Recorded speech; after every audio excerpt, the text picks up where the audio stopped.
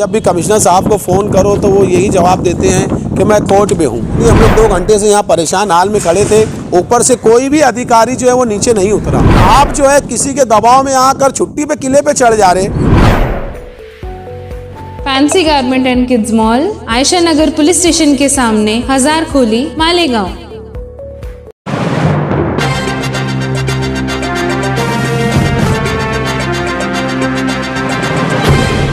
देखते रहिए the prime news Abdul Rahman के साथ। आजकल मालेगांव महानगर पालिका हंगामों की आमाजगाह बन गया है। आए दिन यहाँ शहर के मुख्तलिफ मसाइल को लेकर कोई न कोई एहतजाज हो रहा है। दरअसल प्रशासक राज लगने के बाद कारपोरेशन कर्मचारियों की खरमस्तियाँ उरूज पर पहुंच चुकी है। कई महाज पर कारपोरेशन अधिकारी बेहिस, लापरवाह और नाकारा साबित हो रहे हैं। उनका मनमाना सुलूक भी कारपोरेशन के कमिश्नर की परेशानियों को बढ़ाने में मददगार साबित हो रहा है। आज भी दयाने रमजानपुरा गट नंबर 215, 216 और गट नंबर 220, 221 के मुख्तलिफ मसाइल को लेकर महाराष्ट्र प्रदेश कांग्रेस कमेटी की ओबीसी सेल प्रदेश सचिव शमीम बानो मोहम्मद शकील और कांग्रेस के एहतेशाम बेकरी वाला अपने साथियों के साथ कारपोरेशन पहुंचे। हालात को भांपते हुए ने काफी देर तक गेट के बाहर ही रोका गया, जिस पर इन सभी लोगों ने बरहमी का इजहार किया। तकरीबन 2 घंटे तक ये सभी कारपोरेशन के कमिश्नर बालचंद्र गोसावी से मुलाकात करने पर जोर देते रहे, मगर उन्हें हिला बहाना देकर टालने की कोशिश की गई। मगर अपनी जिद पर अड़े कांग्रेस के इन जिम्मेदारों के आगे बेबस होकर उन्हें कमिश्नर से मुलाकात करने दिया गया। एहतेशाम बेकरी वाला और शमीम बानो ने अपने मुतालबात रखे, जिस पर कमिश्नर ने फौरन एक्शन लेते हुए मुताल्लिका जिम्मेदारान को अमल करने का हुक्म दिया। इस मौके पर एहतेशाम बेकरी वाला ने और शमीम बानो ने अपनी नाराजगी का इजहार करते हुए न्यूज चैनल के नुमाइंदों से बात की। आज हम कांग्रेस पार्टी की जानिब से कारपोरेशन आए थे। गुज़श्ता 3 रोज़ पहले जो गुजरा हुआ 3 महीना हमने यहाँ पर लेटर दिया था कि गट नंबर 218, गट नंबर 221 और 220 की जो है नए सिरे से रोड की तामीर हो, उसके ताल्लुक़ से दिया था। कमिश्नर साहब ने आश्वासन दिया था कि ये काम हो जाएगा, हमने ठेकेदार को दे दिया है। लगभग 2-3 महीनों से हम इस ताल्लुक़ से दौड़ रहे थे, लेकिन आज हमने ये ठान लिया था कि अगर ये रोड का एकदम राइट तरीके से और सच्चाई से अगर ये आश्वासन नहीं देते तो हम जो है यहाँ से उठेंगे नहीं। तो उन्होंने आज हमको बताया है कि 2-3 रोज़ के अंदर गट नंबर 218 और 221 के रोड का काम स्टार्ट हो जाएगा। और बहुत जद्दोजहद से हम यहाँ पर पहुँचे। मुझे एक बात ये समझ में नहीं आती कि जब भी कमिश्नर साहब को फ़ोन करो तो वो यही जवाब देते हैं कि मैं कोर्ट में हूँ, जबकि शहर कमिश्नर को यहाँ पर होना चाहिए।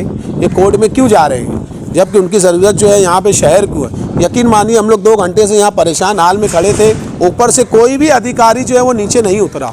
तो इसका मतलब जो है आवाम के टैक्स के पैसे को सिर्फ बर्बाद किया जा रहा है। तो मैं मालेगांव शहर की आवाम से ये कहूँगा कि ग्राउंड लेवल पे काम करने वाली कांग्रेस पार्टी के साथ जुड़िए और इंशाल्लाह हम ग्राउंड लेवल पे काम करते हैं। आप हमारे से ताल्लुक़ मजबूत कीजिए, आपके मसाइल को लेकर आइए, हम ज़रूर ब ज़रूर उसको हल करेंगे।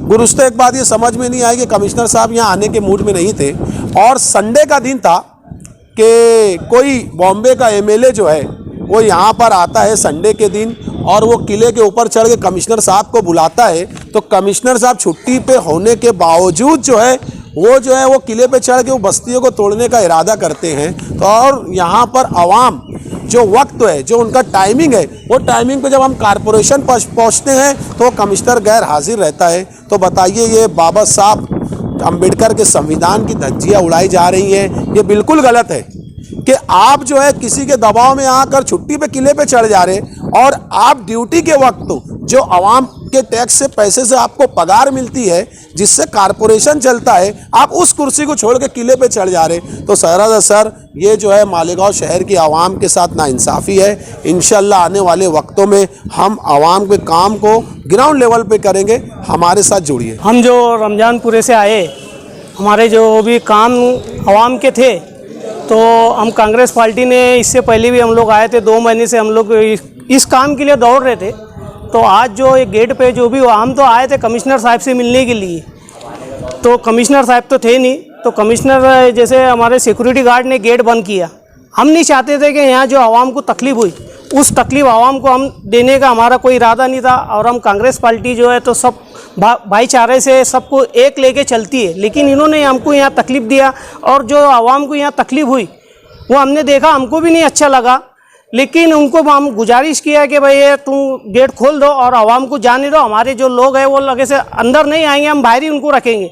लेकिन इन्होंने नहीं सुना, जो भी इनको आदेश मिला इन्होंने उनके आदेश का पालन किया, है ना, ठीक है। लेकिन हमारे जो काम थे, आज कमिश्नर साहब से हमारी मुलाकात होने के बाद जो हमारे गट नंबर 220 और 218, 219 ये जो 3 रोड का काम था, कमिश्नर साहब ने इस पर बोला है कि मैं जल्द से जल्द इस काम को जल्द से जल्द मैं तुमको करके दूंगा।